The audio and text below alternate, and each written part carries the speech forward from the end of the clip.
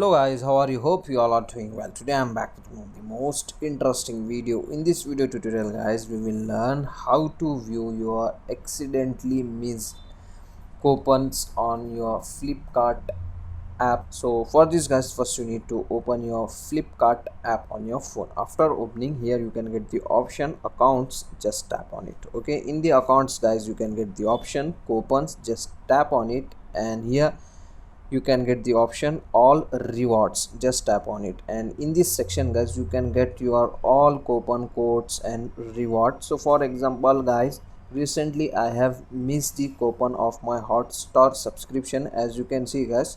So from here you can easily find out and use that coupon codes from here. Once again, if you want to use it, just tap on this code.